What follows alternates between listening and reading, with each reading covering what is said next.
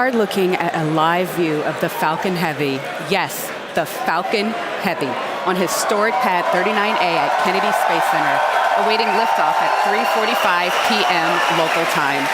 Welcome to our live launch webcast. My name is Lauren Lyons. I'm an engineer in our flight reliability department here at SpaceX, and I am so excited to be here with you today, along with my co-hosts, bringing you coverage of the first ever test flight of Falcon Heavy.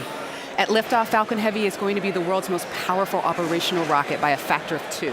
And today is the day that we attempt to demonstrate that power.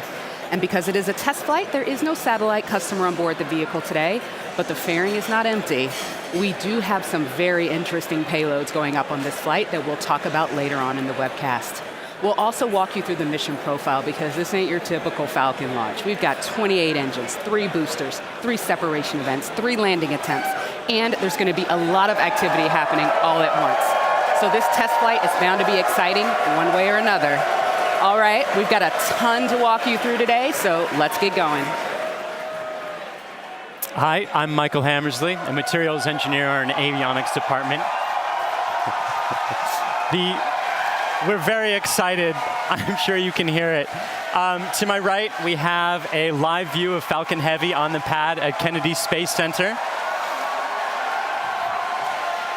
Falcon Heavy is essentially 3 Falcon 9 rockets all strapped together, which means it can carry much larger payloads not only to Earth orbit, but to the Moon and Mars as well.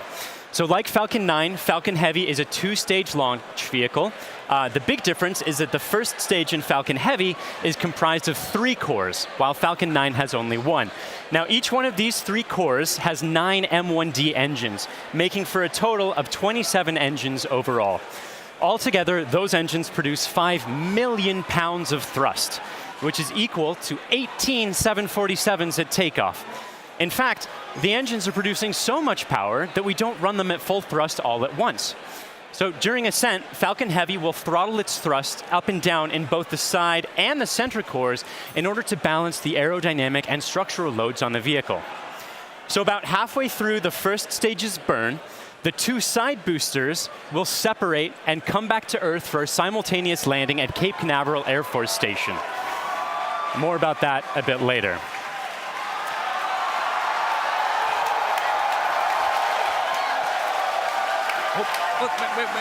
Wait. At that point, the mission proceeds very much like a standard Falcon 9 flight. The center core will keep on firing for another minute to burn all of its fuel, and it will perform a standard stage separation from the second stage on top. This second stage, with the fairing right at the very top there, the second stage is exactly the same as any other Falcon 9 flight, except we've loaded a bit more helium onto it this time. Now, that second stage will be sending our payload way out into a Mars-crossing orbit, which we'll also get into a bit later. But all in all, with a successful launch, Falcon Heavy is going to be the largest and most powerful operational rocket in the world. We're very excited to be launching it today. Let's check in on exactly how it's doing. Good afternoon. I'm John Innsbrucker, the Falcon Principal Integration Engineer at SpaceX. We're currently at T-minus 17 minutes, 40 seconds and counting down. The good news is that all systems are go for launch.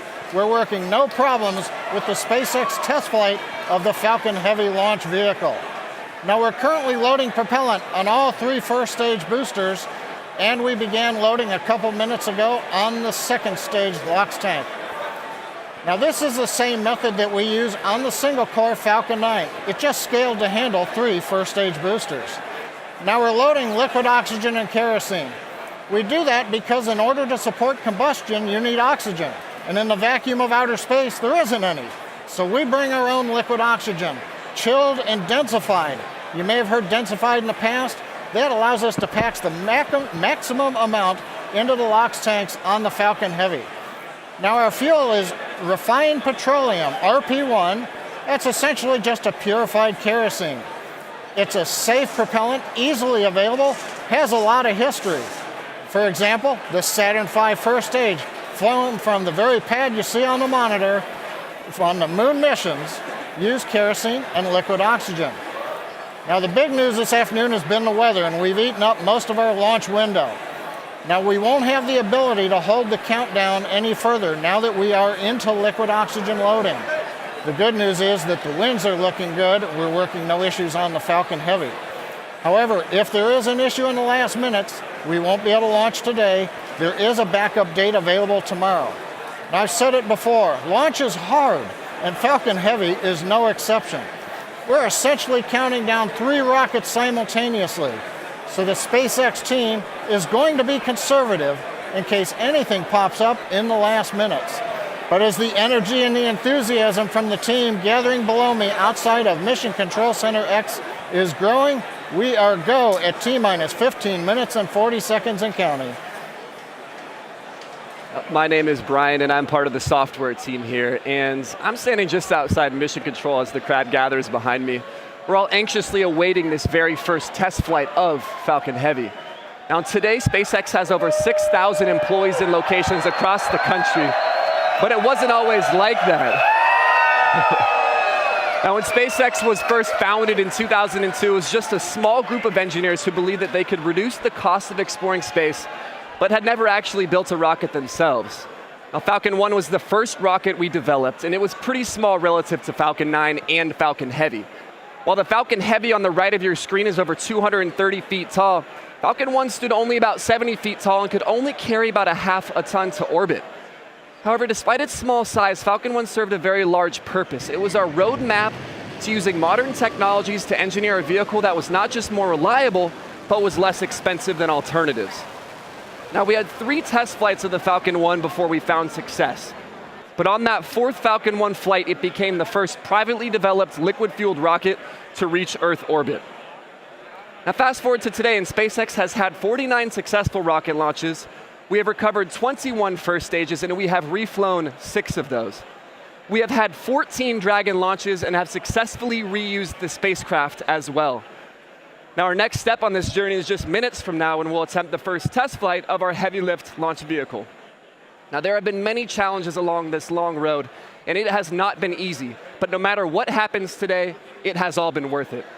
Now one of the many challenges we're hoping to overcome with this test flight is the recovery of all 3 cores of the Falcon Heavy first stage.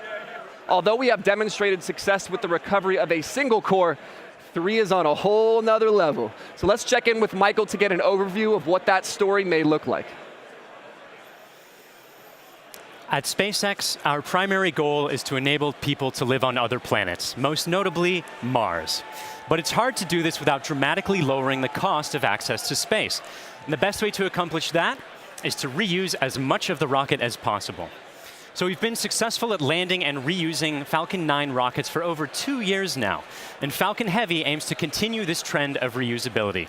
So today, we'll be attempting to recover all 3 of the first stage cores by using both of our landing methods, by land and by sea. So the side boosters have actually been used before on missions TICOM 8 and CRS 9. And at the time of booster separation, during ascent, the side cores will still be going slowly enough to turn around. So it makes sense to return them to Cape. They'll be executing a 3-burn maneuver to get them back to landing zones 1 and 2 and Cape Canaveral Air Force Station. You may have heard of landing zone 1. Landing zone 2 is an identical landing pad right next to it for Falcon Heavy landings. The center core will be going too fast to efficiently return it to Cape Canaveral Air Force Station. So we're going to use the autonomous spaceport drone ship to catch it about 300 miles off the Florida coast. It will also be executing 3 burns to get there. So if all goes well after launch, we'll have 3 first stage cores back on Earth, 2 for the second time, and a wealth of data for perfecting airplane-like operation in the future. So countdown is still proceeding nominally. So let's check in again on how Falcon Heavy is doing. We just passed T-minus 12 minutes in the countdown of the test flight of Falcon Heavy. Fuel is completely loaded on the second stage. The first stage is also loaded with fuel, except for a small top-off that'll happen between T-minus 7 minutes and T-minus 6 minutes. Our major activity now is loading liquid oxygen on the boosters and the second stage. Liquid oxygen propellant loading on the first stages will end between T-minus 4 minutes and T-minus 3 minutes. Liquid oxygen loading on the second stage is the last one to finish, ending by T-minus 2 minutes. Now, in addition to loading propellant, the team is preparing to perform their final checks of the Merlin engines. will begin chill-in of the Merlin engine turbopumps with liquid oxygen as typical at T-minus 7 minutes like we do on Falcon 9 flights. We'll also be verifying valves and using the thrust vector control actuators to move the engines to verify the actuators are working correctly. As we get to T-minus 4 minutes, the clamp on the top of the strung back will open. You can see it just behind the Falcon Heavy. That entire structure will move about 1.5 degrees away from the rocket. At liftoff, it will move the rest of the way to clear Falcon Heavy, just like Falcon 9 flights. At the T-minus 1 minute mark, the flight computers will go into startup mode. They'll be controlling the countdown on the Falcon Heavy. What's different in this flight? Engine ignition will begin at T-minus 5 seconds on the 2 side boosters, followed 2 seconds later by the center core. Now we're continuing to watch the weather, making sure that the ground liftoff winds don't exceed the maximum, but they're looking good right now. We continue monitoring the upper altitude winds as reported by the balloons. But right now at T-minus 10 minutes and 10 seconds and counting, the Falcon Heavy test flight is go. Because the first flight of Falcon Heavy is a test mission, we do not have a customer spacecraft on board today. Instead, we put something a little special with SpaceX inside the fairing. Now, more often than not, on the first flight of a new rocket, engineers will choose to fly a mass simulator, which is basically a heavy object of some sort to simulate the dynamics of flying a payload, but with little consequence if the mission doesn't work out exactly as planned. And as many of you already know, we have opted to have a little fun with our mass simulator. Stacked inside the fairing is Elon's cherry red Tesla Roadster, and inside of it, a passenger. His name is Starman, but don't worry, he's not human. But he is donning the SpaceX-designed spacesuit that our human astronauts will be wearing on Crew Dragon. And if all goes well today, we hope to get some live views of it as it makes its way into space.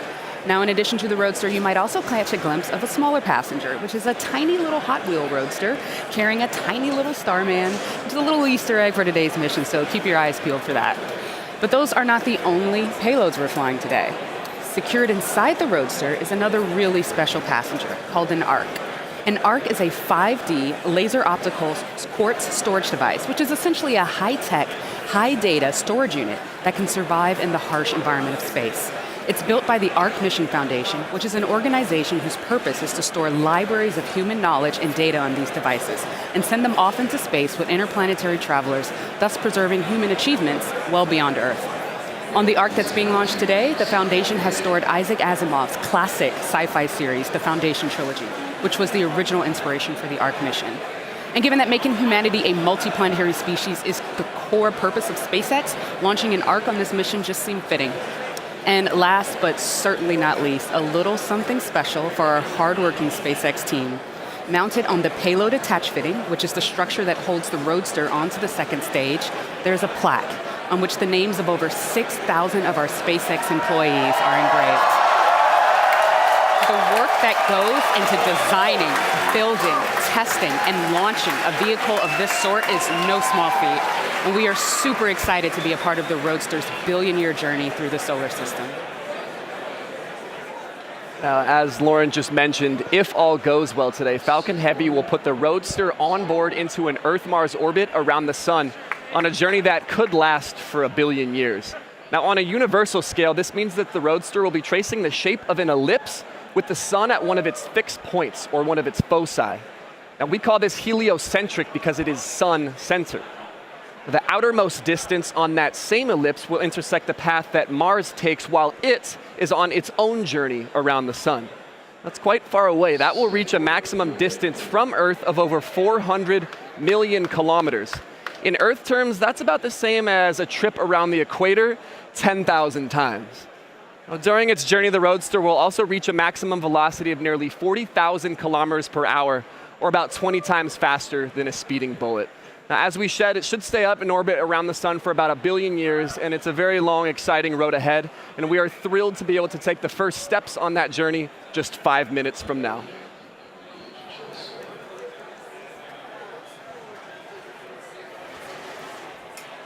The SpaceX team continues to count down for launch of Falcon Heavy test flight. Now, once we light the engines, Falcon Heavy will check the power on all 27 Merlin engines, a critical period in the go, no-go for launch. It'll then command release from the ground hold downs.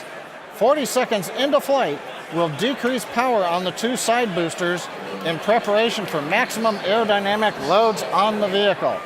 Once we get through this period, Falcon Heavy will throttle back up to full power on the side boosters. About half a minute later, we will again throttle down the two side boosters. This time we're decreasing the forces on the rocket structure. At this point in flight, the vehicle is much lighter, having burned off much of the propellant, but we are increasing thrust. 2.5 minutes into flight, we'll fully turn off the side boosters, an event called BECO, Booster Engine Cutoff. At this point, the pneumatic separation system on the center core will unlock the two side boosters and push them away. The side boosters will disconnect first at the top of the center core, then milliseconds later from the bottom, so they'll actually rotate away from the center core slightly. Once the side boosters are clear, the center core will throttle up to full power and burn for another 25 seconds. Finally, at just past 3 minutes after liftoff, the center core will shut down, an event called MECO, Main Engine Cutoff, and the second stage will separate. From this point on, it's like a Falcon 9 mission. The fairing will separate, the MVAC-D upper stage engine fires, eventually sending the stage and payload out into the solar system to orbit around the sun. So that gives you a feel for the sequence of events we're planning on today's flight. So now, at T-minus 4 minutes, 45 seconds and counting, let's witness the test flight of Falcon Heavy.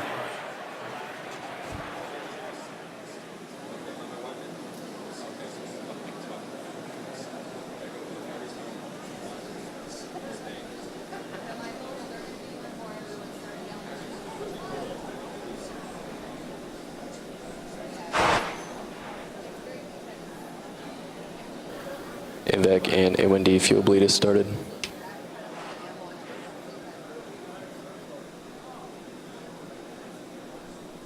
Safety Inline crate locks alarms are low, open. throttling to close out.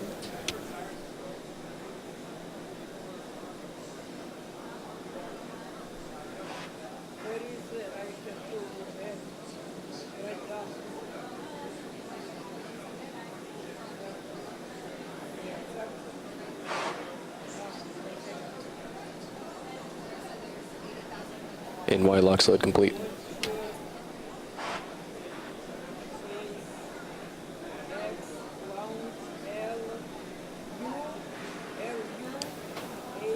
PY lock load, throttling to close out. PY lock load complete.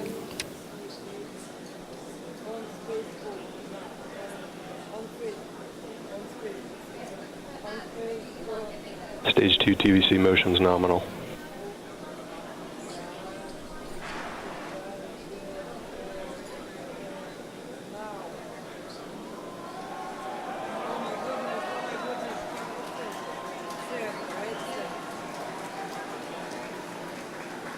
BOGO bleed verification. Center core lock load complete. Strombeck lower has ended. Strombeck's at 88.2 degrees.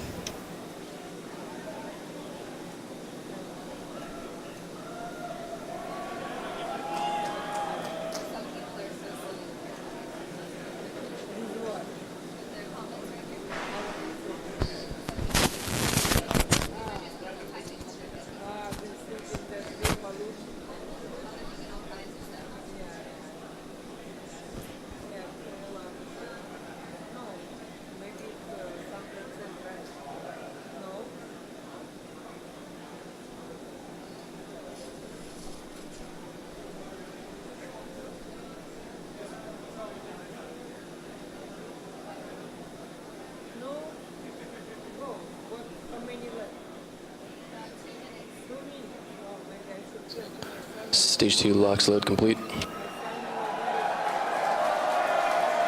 Falcon Heavy prop load is complete.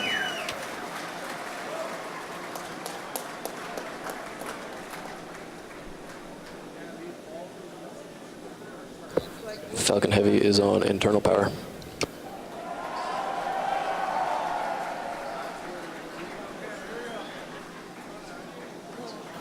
Vehicles in self-align. Ground gas closeouts has started. Falcon Heavy gas loads are complete.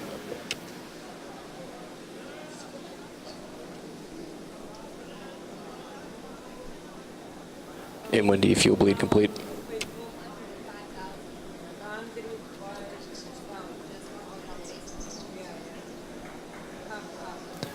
M1D engine chill is complete. AFTS is ready for launch. Ground gas closeouts are complete. Falcon Heavy is in startup.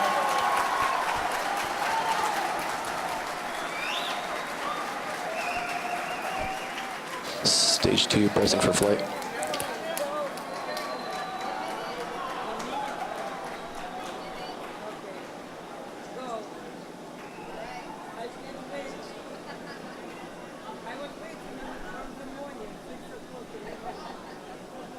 T-minus 30 seconds. Launch director on countdown 1. SpaceX Falcon Heavy, go for launch. Falcon Heavy is configured for flight. T-minus 15, standby for terminal count. 10, 9, 8, Side booster ignition. 6, 5, 4, 3, 2, 0. Ignition. Falcon Heavy.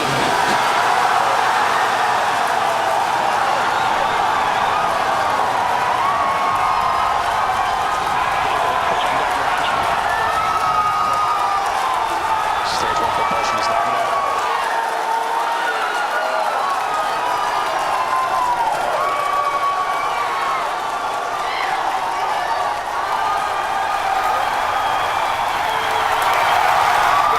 T-plus 30 seconds, if you can hear me over the cheering.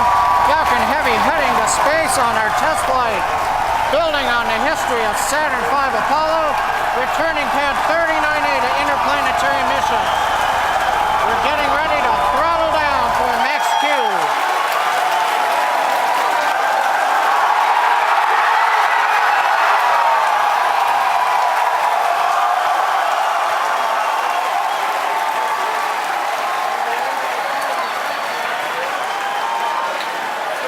Vehicle is supersonic. You've heard the call out. Vehicle is supersonic.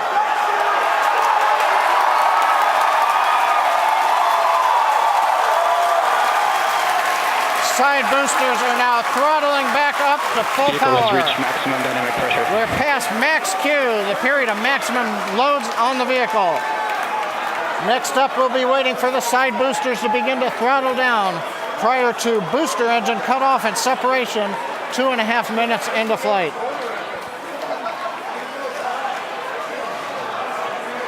GNC trajectory looks good on the Falcon Heavy.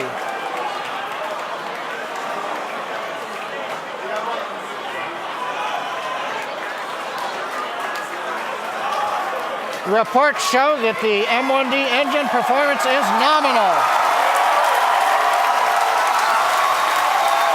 Contact engine chill has begun. Side boosters have begun to throttle down in preparation for the upcoming shutdown in 20 seconds.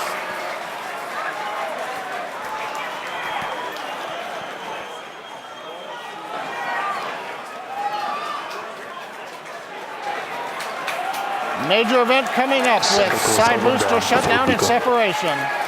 Inside shutdown. Side boosters. Beacon. Center. We throttling up. S1 keeps going.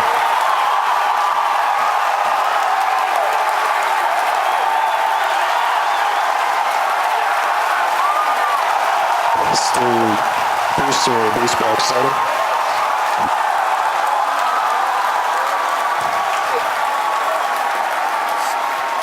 Successful separation. We're coming up on MECO and shutdown. Stay set. Separation confirmed. Event recognition. This big burn looks good on side boosters. Spectrum startup.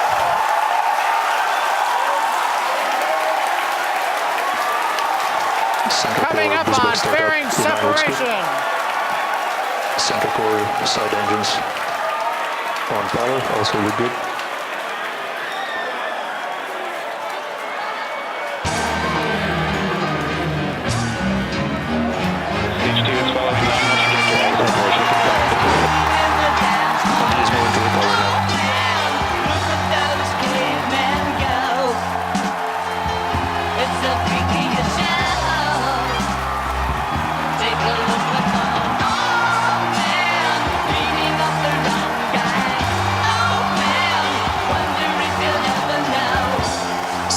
booster boost back shutdown. Center core boost back burn shutdown.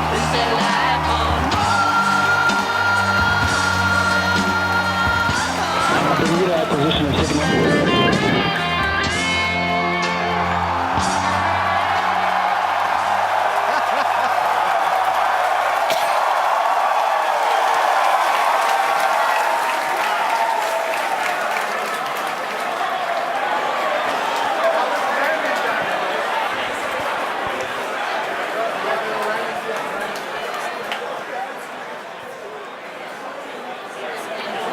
Wow. Wow. Did you guys see that? That was awesome. That's the only thing I can really that was say right absolutely now. wild. Absolutely wild. I got nothing else. Oh, man. Recapping all the great things that you just saw there. Successful liftoff from the pad, successful stage separation, but before that, successful booster separation. You can see stage one. The two side boosters, pardon me, you can see the center core, and you can see MVAC lit up. Oh my gosh. Then the beautiful shots of Starman chilling in the Tesla Roadster. Just absolutely incredible. On your screen at the moment, you've got a few things happening. On the upper right, you've got MVAC D continuing its burn. On the upper left, you have the center core headed back towards the autonomous spaceport drone ship. And in the two bottom screens, you've got the side boosters headed back towards Cape Canaveral Air Force Station, landing zones 1 and 2.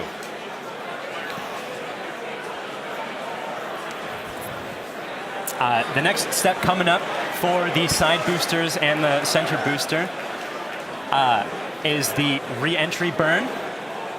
That's going to slow it down from, or slow all the boosters down from way faster than the speed of sound to just faster than the speed of sound in order to reduce some of those aerodynamic forces and heating that occurs when you're moving that quickly through the atmosphere.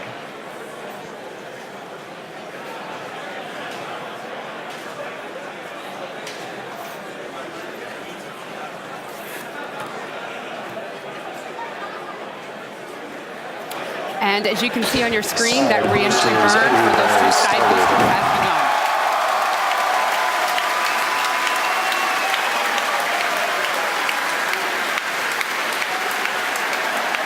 Side boosters entry burn shut down. Side core entry burn target.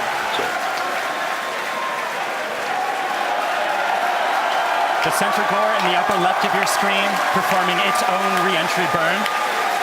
You can see the edge of Cape Canaveral in both of the side booster cameras as those are coming in. Some PY and NY side boosters have saved. Center core entry burn shutdown. And even though those look very similar, those two boosters' views, those are actually representing different boosters. And they're heading towards Earth. They're about to begin their landing burns. We'll hopefully be able to bring you nice footage of that. Both side boosters transonic. And watch for the landing lights deploy at the tail end of that landing burn.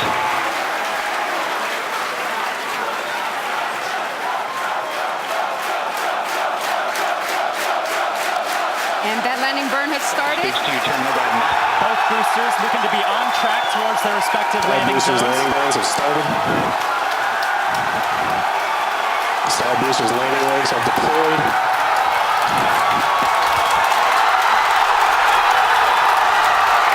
And the Falcons have landed. LZ1, LZ2, both side boosters have touchdown. Landing operators move on to 11 by 1 recovery 1 and recovery 2. And coming up very shortly, the center core will be attempting its landing on the autonomous spaceport drone ship. You may also be hearing the second engine cut off. Oh, check on your screen. Sometimes this footage goes out when it approaches the drone ship and the heavy vibrations make it lose signal. We're crossing our fingers that's not the case right now. Stage 2, nominal parking orbit insertion. So it looks like that landing is happening at the moment. We have lost signal. We're hoping that signal comes back shortly. Oh, man. Yeah, as Michael mentioned earlier with the vibrations of the rocket and how it shakes up the cameras that are on the drone ship, sometimes we do lose signal or shakes up the antennas. Oh, and we've just gotten confirmation We're waiting to hear what happens, and so we're listening in, and we're still waiting to hear. We'll let you know as soon as we find out. You'll know. People are cheering, but we'll get the call and know hopefully very, very soon how that center core is doing, whether it's standing up proud on that drone ship or not. Meanwhile, other two landings. Those were absolutely gorgeous. Meanwhile, the second stage is continuing its trajectory towards Mars. It's all looking good there. John, come give us a recap of the full mission. He stands. Well, if you could hear all that cheering, it was an outstanding test flight of the Falcon Heavy.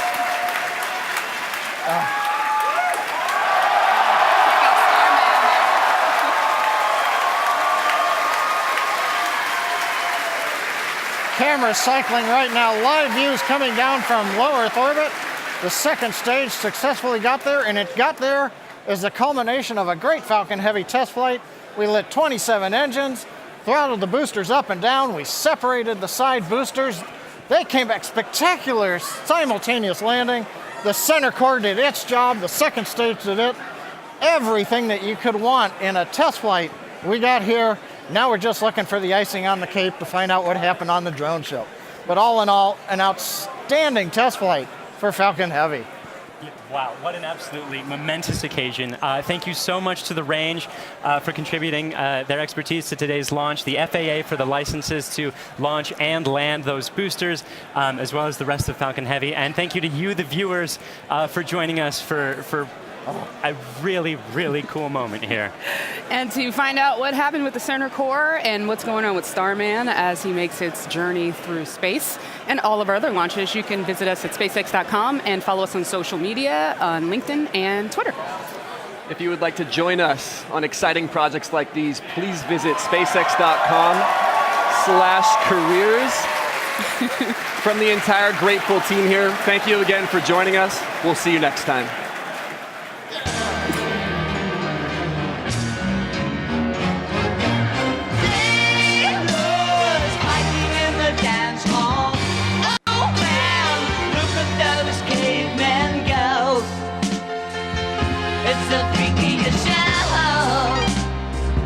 Take a look at the old man beating up the wrong guy. Oh man, wonder if you'll ever know. Who's in the best-selling show? Is there life on Mars?